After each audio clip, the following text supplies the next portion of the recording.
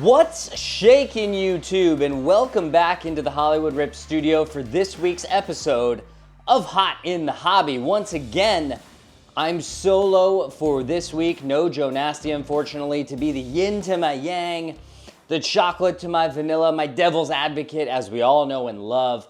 But that doesn't mean the sports card world stops in place, and we do have a lot of cards making a strong push this past week, from the ice to the hardwood to the baseball diamond, and all the way to the gridiron, as well as we cover all four major North American sports this week. So let's hop right in and take a look at this week's hot cards of the week, starting with Alexander Ovechkin, the left winger for the Washington Capitals. His 2005 Upper Deck rookie class card in raw condition is up 174% over the past week to $93.86 per card. Yes, 86 cents. This was a $40 to $50 card a week ago.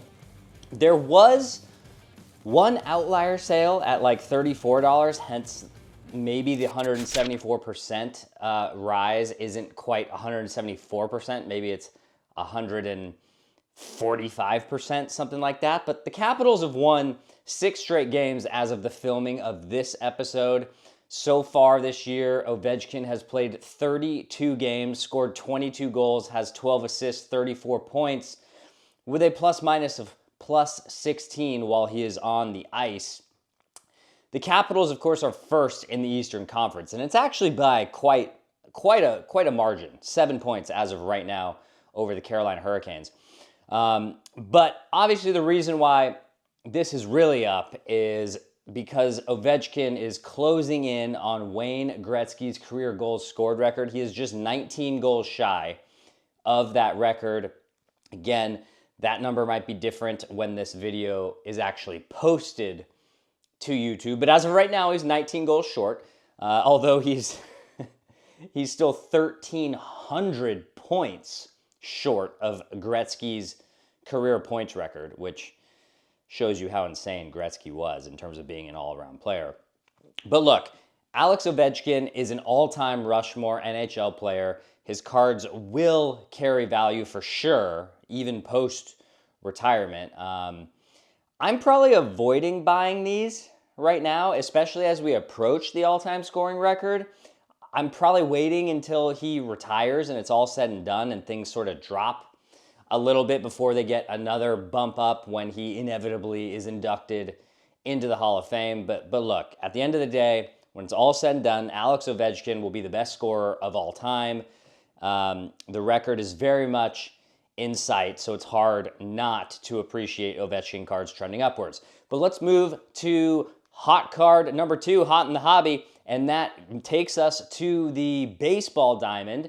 And that is Daiber De Los Santos, the shortstop for the DSL Twins rookie affiliate. His 2024 Bowman Chrome first autograph in raw condition is up 253% over the past week to $30 per card. 17 sales of the card, so statistically significant. This was an $8 to $10 card a week ago. What did Daiber De Los Santos do in 2024? He hit .301 with 5 home runs, 38 RBIs, 17 stolen bases, and 844 OPS. He bats right, throws right. He is 6'1", 18 years old. He was ranked the 9th international prospect according to MLB.com last year. Thought to have the best raw tools in the 2024 class, international class last year. He's got fast hands. Here's the scouting report, apparently. Fast hands, potential to have plus arm strength and plus raw power, emerging as a premium defender, too, at what is a premium position at shortstop. He's got good bat speed, can make hard contact, and has an upstroke to his swing, which, you know, everyone's preaching that put the ball in the air thing these days. Again, I don't really put a whole lot into prospecting at this level. It's one thing to hit sure, this dude hit 300 and showed power and speed, but he did it, you know, at one of the A rookie affiliates, right? And for me, it's just, I don't really like putting money into prospects until they're actually crushing AA pitchers or AAA pitchers, more so AA to be honest, kind of no matter what the talent level is, that they're hyped up to be, because at the end of the day, the odds of them succeeding are still extraordinarily low, even if they crush AA or AAA. So personally, I'm not buying Daiber De Los Santos, but if prospecting is your thing, then, well, he's 18 years old and he has 5-tool potential, and he plays a premium position at shortstop, which is pretty much everything you're looking for. So if that's what floats your boat, Daiber De Los Santos, he's hot right now. If you want to get in, you're gonna have to pay a little more than last week, but so if you want, up to you. Go for it. Third on Hot and Hobby this week is Michael Jordan. Of course, the guard for the Chicago Bulls and Washington Wizards. And the greatest of all time, his 1993 Fleer Ultra Scoring Kings number 5 in raw condition saw a big jump of 171% over the past week to $950 per card. Now you have to keep in mind, when it comes to raw cards from the 90s, raw cards like this one, like this Michael Jordan card, it's really all about condition. So no raw card is created equal in this situation, right? So this raw might sell for $950 because someone thinks it's a PS. It might grade a PSA 7 or a PSA 8, right? But then another one might sell next week for $400 because it's probably going to be like a PSA 5, right? So keep that in mind when we're talking about this. And there's a ton of cards, honestly, that we could have used this week here, because Michael Jordan, just really across the board, Michael Jordan has been really hot this week. Even his non-basketball cards. His 1994 Upper Deck Electric Diamond baseball card was up over 700% this past week. So we're just choosing this one because we love the design of this card. I think it's an absolute classic. A PSA 10 of this, by the way, of this 93 Fleer Ultra Scoring Kings is over $13,000, by the way, while the PSA 9 is around $2,500. Michael Jordan, I don't need to really explain myself on this one or explain his career to you. In case you want the quick 4-1-1 on it, 30 points a game, 6 rebounds, 5 assists, 2.3 steals on 50% shooting. Obviously, 6-time NBA champion, 6-time NBA Finals MVP, 5-time NBA MVP. He won a Defensive Player of the Year in '88. He was the Rookie of the Year in '85. He won 2 Olympic gold medals. For me, it's more like this card in particular is so sweet. The lightning design, I guess arguably the greatest player of all time, but next time someone goes to 6 finals and wins all 6 and wins 6 MVPs, 6 finals MVPs and 5 regular season MVPs, I mean, in my eyes, Michael Jordan's the greatest player of all time. And this particular card, the PSA 10 has a pop count of just 97, and the PSA 9 has a pop count of just 365. And here's one of the advantages of a lot of these older cards from the 90s, 90s hoop sets, stuff like that. It's just that pop counts are just way lower at the higher grades than current modern players, right? I think the Jordan stuff with these lower pop counts is always going to be as quote unquote as safe an investment, I guess, as you can make if you're talking investing in the sports card hobby. Of course, this design in particular is just absolutely classic because well, one reason is because Fleer used it for years, which means it also bled into other players.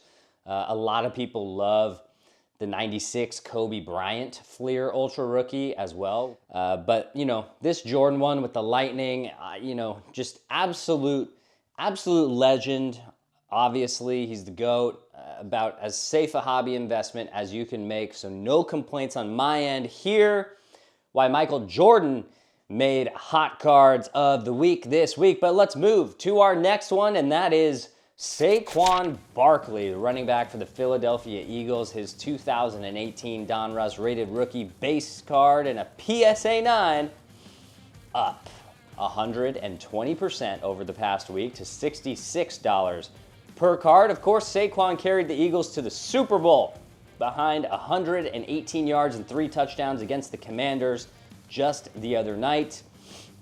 2024, he ran for over 2,000 yards, scored 13 touchdowns.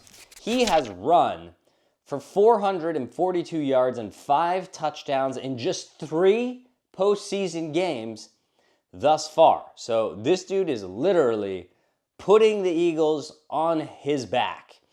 I'm not really one to invest in running back cards, generally speaking, given the whole issue of longevity with them in recent years, and especially Saquon, a guy who does have significant injury. It's also hard to ignore a 2,000-yard season. Super Bowl. We're going to get a matchup of the Eagles and the Chiefs. This will be a repeat of a few years ago, and it'll be an interesting one. Two of the best defenses in football.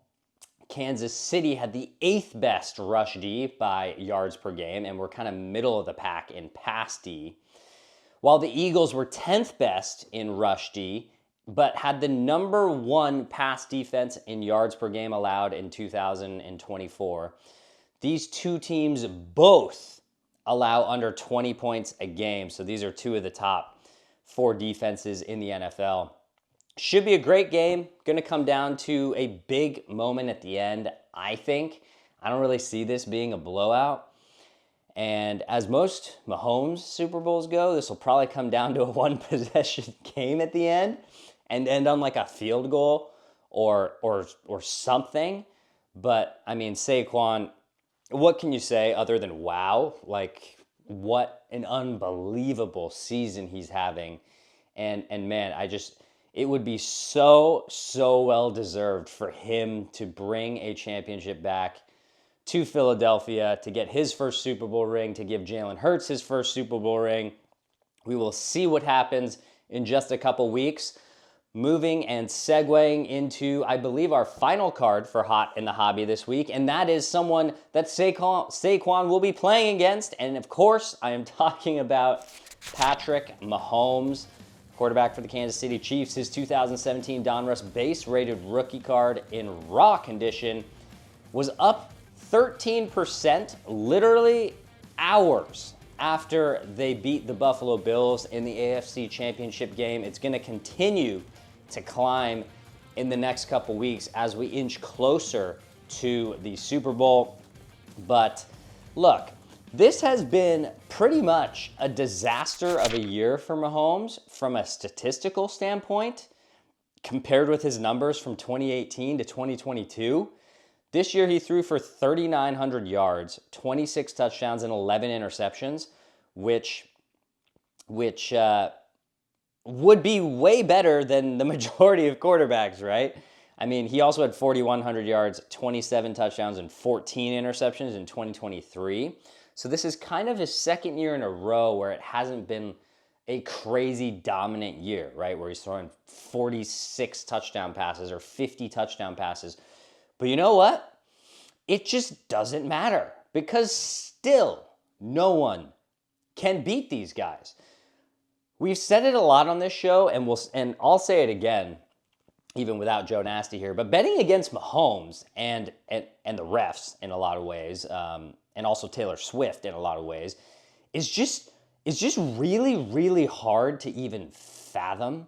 Like, I think the only way the Eagles win this game, like win this Super Bowl and beat Patrick Mahomes and the Chiefs, is if they get a couple takeaways and turn them into points early or, before the fourth quarter, and then Saquon is just kind of able to carry them and milk the clock, keeping the ball out of Mahomes' hands.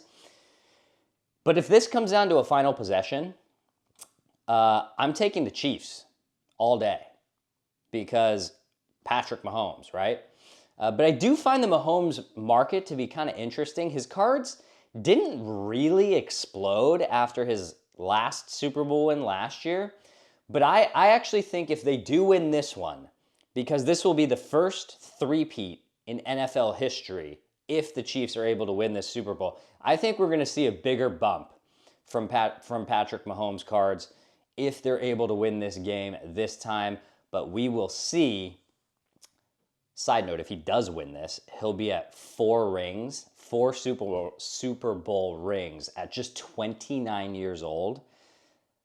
Just for context, that would be way ahead of the Brady pace. And when I say way ahead of the Brady pace, I mean that would be 10 years ahead of the Brady pace. Tom Brady didn't win his 4th Super Bowl until he was 37 years old. There was a 10-year gap in there where Brady did not win a Super Bowl. So if Mahomes wins his 4th at just 29, 8 years, sorry. Horrible math. He is 8, if he wins the Super Bowl, he will be 8 years ahead of the Brady pace. I mean, that's just ludicrous to even think about. So generally speaking, I like Mahomes very much still as an investment piece because you got a lot of years to play with. And, you know, if he gets another big weapon in Kansas City, who knows how long Travis Kelce's going to play. Xavier Worthy has emerged as quite a good weapon for him, but we'll see if the Chiefs can continue to put pieces around Mahomes in the years going forward. See what happens in the Super Bowl. Quick honorable mention, hot cards for this week. Anthony Edwards cards are quite hot right now as well because over the past month he's averaged 30.2 points, 5.5 assists, and 5.7 rebounds per game on 45% shooting. Now, the Wolves are still kind of hanging around a few games over 500 and haven't really figured it out yet post trading Cat to the Knicks yet. So I think Ant stuff is kind of in a holding pattern right now because he clearly isn't good enough to take a team to the top without any help yet. So I'm kind of holding on Ant. I'm not buying it, but his cards are hot this week. And then, of course, Jannik Sinner heading to the tennis court. Quick honorable mention, the 23-year-old from Italy won his 3rd Grand Slam just a few nights ago. He defended his title at the Australian Open. Of course, Carlos Alcaraz, the 21-year-old from Spain, has 4 Grand Slams to his name already. And I'm telling you, I used to work in the tennis world. I used to coach professional tennis for a living. And I'm telling you, Jannik Sinner and Carlos Alcaraz, it is ludicrous what they're able to do with the tennis ball. And barring injury, I'm telling you, these two guys are virtually locks to win double-digit Grand Slams. So I'm sure we will see their collectibles market, their cards, their memorabilia continue to increase in value as the years go by. But that'll wrap things up for me on this week's episode of Hot in the Hobby. Hope you enjoyed what will hopefully be my last solo show on this channel. Unfortunately, as I do not have my partner in crime to debate the invest-oriented Cardboard Critics show, which I know a lot of you guys love, we will not be having that episode for you this week. But we will have another for you next week, of course, as we continue our onslaught of the MLB offseason and analyzing which cards have the potential to trend upward in the 2025 season. Remember, if you enjoy the channel, to subscribe to the channel and like and comment down below as well. We do typically respond to you. So thanks again for stopping by, and we'll see you right back here next time. Mr. Hollywood, out.